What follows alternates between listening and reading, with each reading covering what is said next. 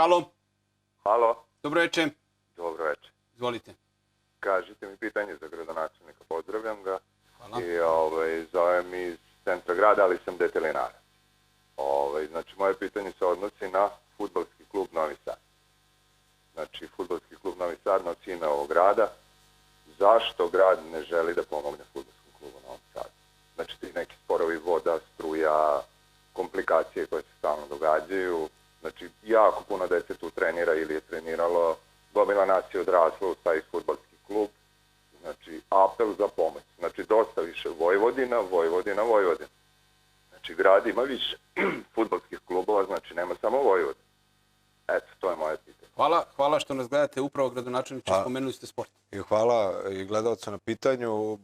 Ja sam dobio nekoliko zaista pisama od navijača fudbalskog kluba Novi Sad, da osjećaju da je taj fudbalski klub koji je apsolutno isto simbol grada Novog Sada, ne samo da nosi ime Novog Sada, nego su Kanarinci iz Detelinare nešto što je prepoznatljivo i van našeg grada.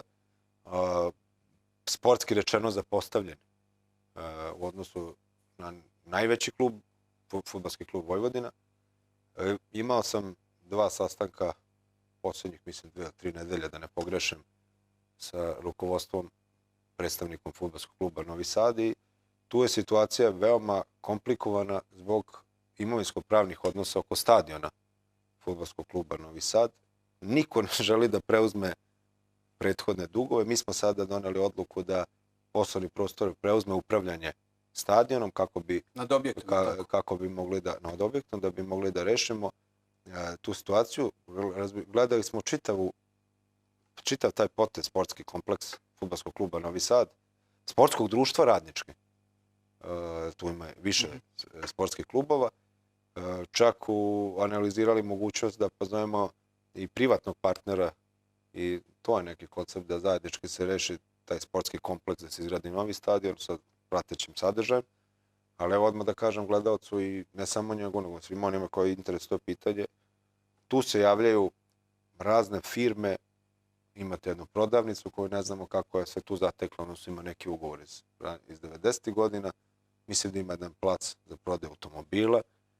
Imate lokale koji nikom nisu plaćali i ima dugove, i sada niko ne zna kako to da se reši, da se izađe iz tog jednog imovinsko-pravno komplikovanog odnosa, ali svakaka činjenica da imamo i da ćemo imati još sastanaka, znači i grad i gradska uprava za sport i poslovni prostor i sportsko društvo Radnički i fudbalski klub Novi Sad daje podsticaj da ćemo iznaći rešenje. Da li će biti jednostavno rešenje? Neće. Ja bih volao da je jednostavno. Verujte da bi odmah. Da pomoćemo i finansijski, naravno, fudbalski klub Novi Sad, ali isto tako sam preneo i rukovodstvo fudbalskog kluba Novi Sad. Očekujemo i daleko bolje rezultate fudbalskog kluba Novi Sad u